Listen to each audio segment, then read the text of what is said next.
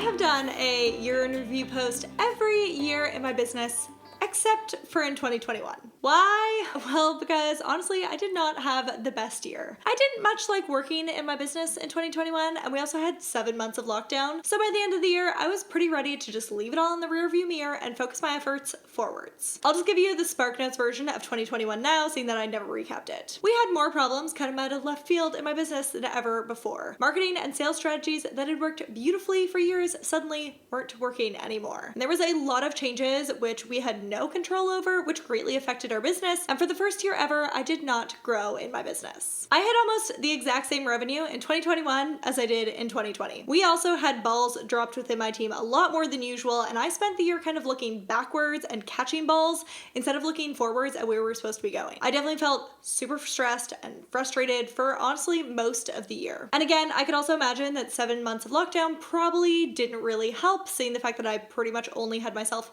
for company in that time. So coming into 2022, I did my usual reflection on the year, and I determined I wanted to focus on my business being a joy to run again. My husband is always shocked by how motivated of a worker I am without having a boss tell me what to do, but in 2021, I admittedly wasn't motivated. I was having a lot of trouble showing up to do work because work just wasn't a fun, enjoyable place to be for me. So for 2022, my goal was to find the joy in my work, and anything which did not align with that, programs, content, team had to go. So that's why you didn't get a 2021 year in review, but I'm super happy to report that 2022 has been such an improvement, and I'm thrilled to share with you the behind the scenes of what went on this year. Let me give you a little recap of what happened month by month in 2022. In December 2021, I moved to the UK and I set up the business before I actually moved over here. In January, we had a big changeover in our team. We hired some people, we let go some people, really to make sure that we had the team members in place that were helping us go in our new direction for the year. We also got set up with a new accountant, found a new lawyer. I spent my time unpacking into this apartment. I picked an apartment, this one specifically, because it was basically move-in ready, which I loved. In February, we did our big Square Secrets business launch. Now, this is one of our main events in the year, and we were super excited for it, but it turns out that this launch was just about the same revenue as the previous ones, a bit over 6 figures, but it wasn't growing. And the reason for that was because our marketing strategies had been hit in 2021, and we were still trying to figure out how to get those back on track, so our email list wasn't necessarily growing between the previous launch and that launch. Then in the month of March, I hosted my mastermind at my new place in London, and we had a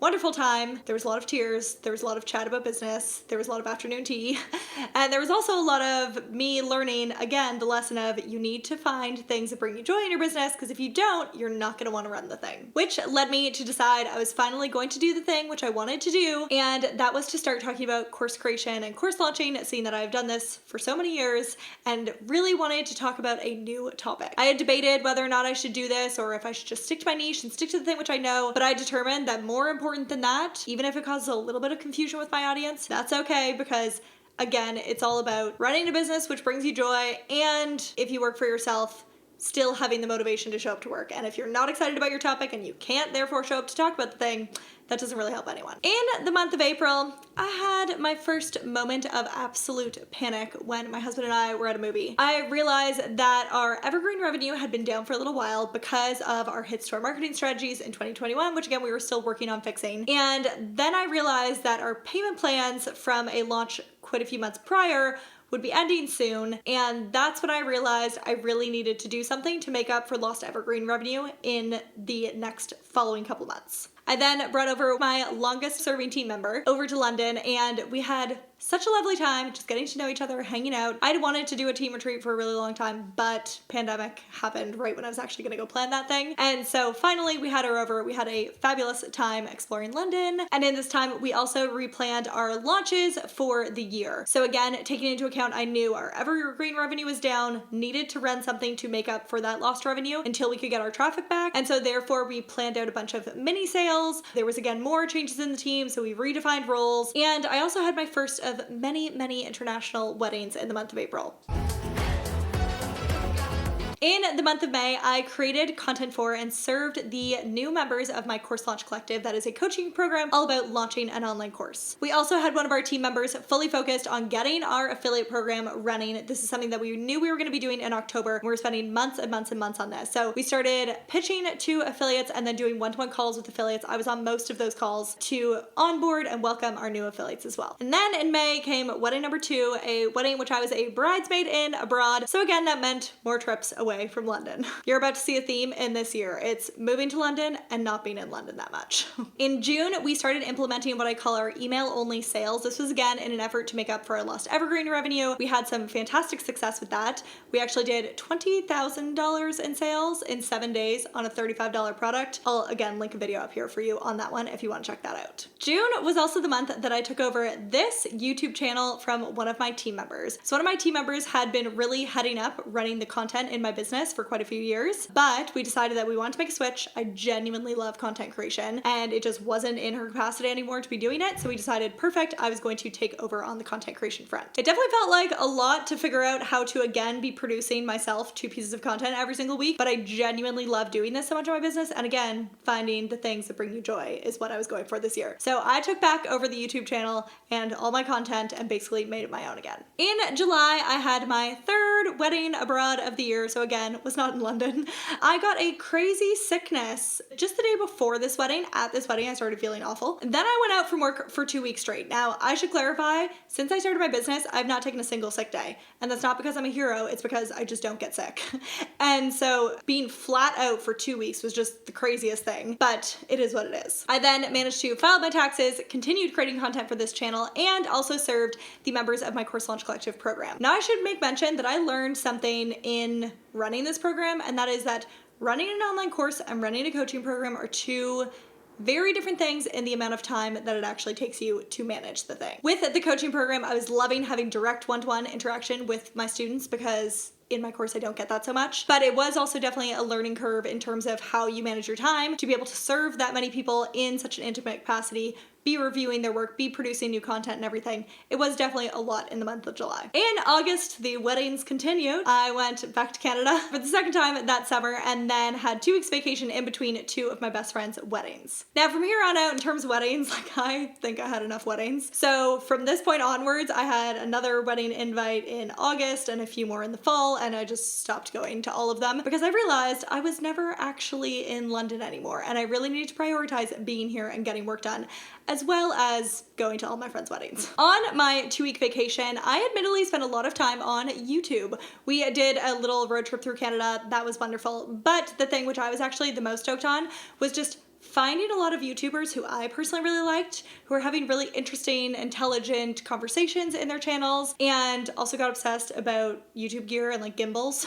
So I spent a lot of time figuring out what I wanted, where the direction was that I wanted to take this channel in. Right once I got back from vacation, I had one major task on my plate, and that was to update my Square Secrets course to the new Fluid Engine version of Squarespace. I am absolutely thrilled about this development in Squarespace. Fluid Engine is incredible. But anytime that Squarespace updates things, I admittedly am like, damn it, because it means a lot of work. And so I basically recreated this course now for the 3rd time. I also found out in this month that my longest serving team member was going to be leaving me. She implemented what we do in our business in her husband's business, and their course launches took off to the tune of like 60K launches. I genuinely could not be happier for the 2 of them. They are the most lovely humans, and I'm absolutely thrilled for them that they have this business model for their own lives as well, especially at a time when they're building an amazing house too. So obviously having course revenue is a fantastic thing for them. She very kindly gave me many months notice in order to hire a replacement, and so in this month we also started looking at who were we going to be replacing her with. In September, I hopped on a plane to go on a trip I had been waiting for literally for years.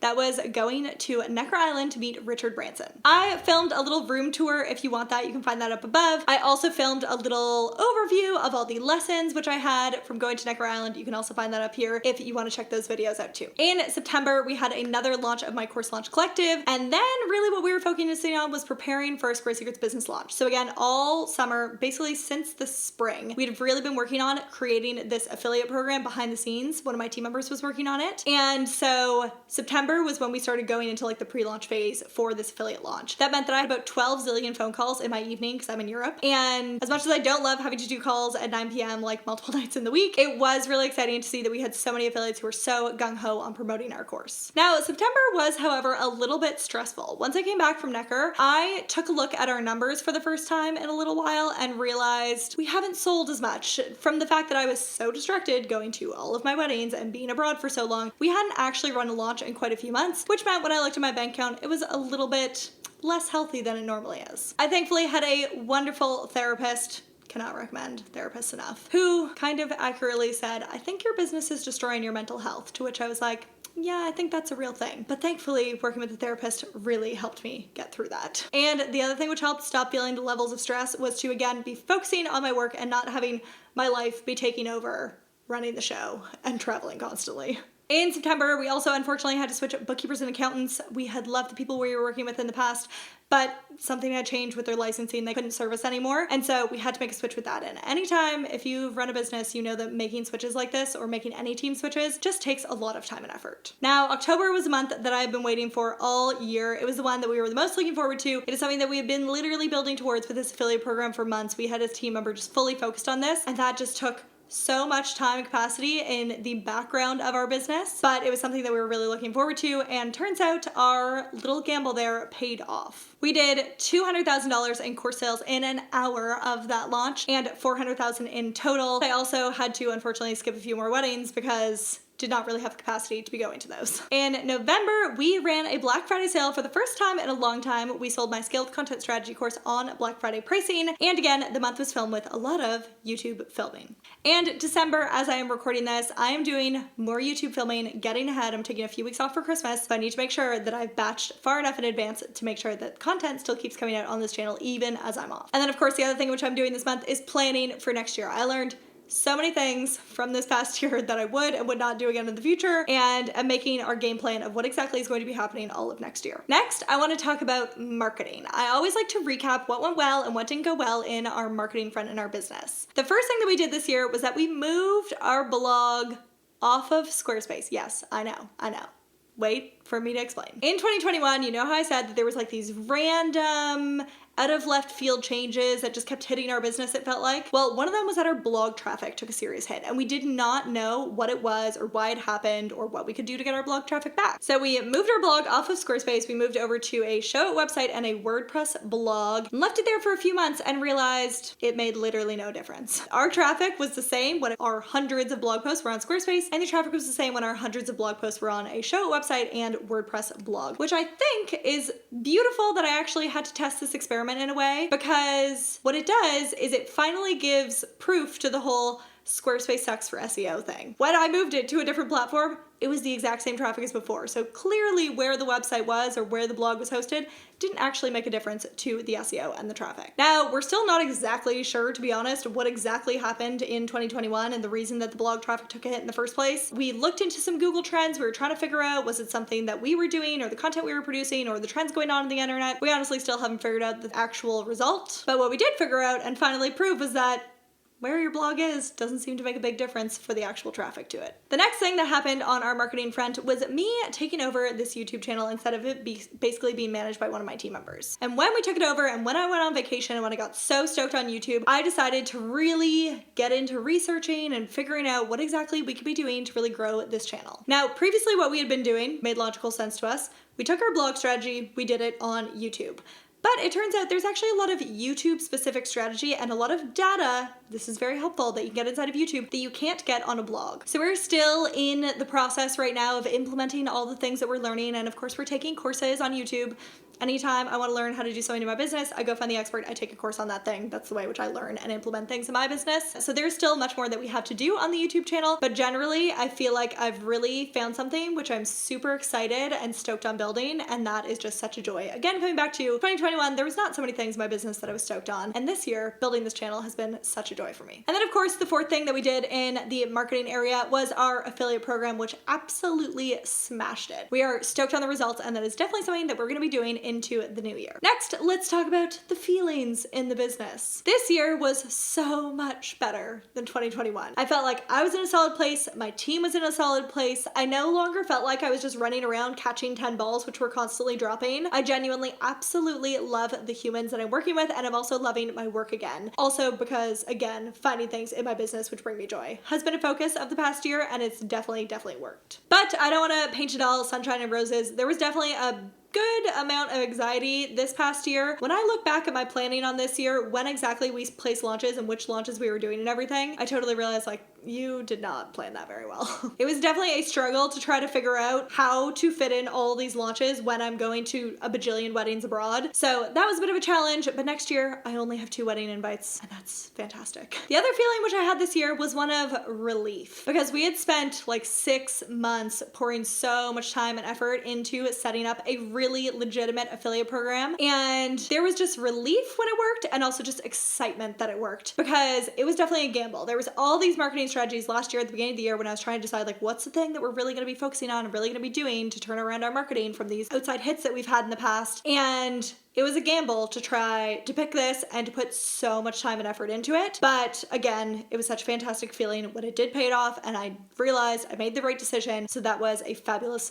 moment of relief in the business. Next, let's talk about the lessons I learned and the changes that I'm going to make into 2023. So the first thing, which I'm definitely changing for next year, is spacing out our launches. So we definitely have 1 per quarter, and not just letting my like life and travel schedule dictate things, but a little bit more. That sounds odd because normally I build like a life first business, but if I don't launch for so long, it leads to stress in my life, which is not a good thing. The other thing that we're going to change with our launches is if we do Black Friday, not 100% decided, but if we do Black Friday, we're definitely going to do it as a product people already know / can easily understand, not something where we need to do a whole pre-launch event in order to explain the product, because I think that was something that was a little bit challenging for us this year, was getting the attention on our launch event at such a busy time of the year. I also spent 2 of our 4 launches this year launching a new untested program, which again brought me so much joy, but at the same time it's like, maybe just do that once in a year when you start a new thing, as opposed to giving so much of your launch space to a brand new program. The other thing which I realized this year when it came to running a coaching program was that almost no matter what clients pay, it's never going to come anywhere close to the revenue that you can make with an online course, which is just so much more scalable. I am absolutely so pleased that I ran a coaching program twice this year, because there's so many things which you learn when you serve people one-to-one. It was an absolute joy to get to know my clients so deeply in that process. And I definitely think that when it comes to launching an online course, you should have served people in a small group or one-to-one capacity on that topic before that, because you really find out all their challenges and difficulties and roadblocks that they're going through. But I would definitely be placing my focus in the future more on courses and less on coaching. The other thing which we're going to continue doing into the new year is doing our little email only sales to make up for our lost evergreen revenue until we get our traffic fully back to where it was before. The other thing which I would love to do this year is keep a bit more consistency with my team. So last year we literally switched almost everything that you could switch in a business, like bookkeepers, accountants, lawyers, and then actual team members as well. And it just takes so much time. Onboarding, offboarding, switching things over, getting people access to stuff just takes a really long time and is not the most efficient use of your time. So I really feel like in a good place with all the team that I have in all the places, and I'm really looking to moving forward with those people. The next thing which I'll be focusing on this year is not pushing just for more revenue's sake. I really want to have a purpose for the growth that I have in my business. Previously in my business, I really wanted to make $1 million in a year so badly before, just because it was sexy and it's like an ego thing. And then over the course of the past couple years, I've been like, that literally makes no sense. I genuinely do not care about hitting that goal for ego's purpose.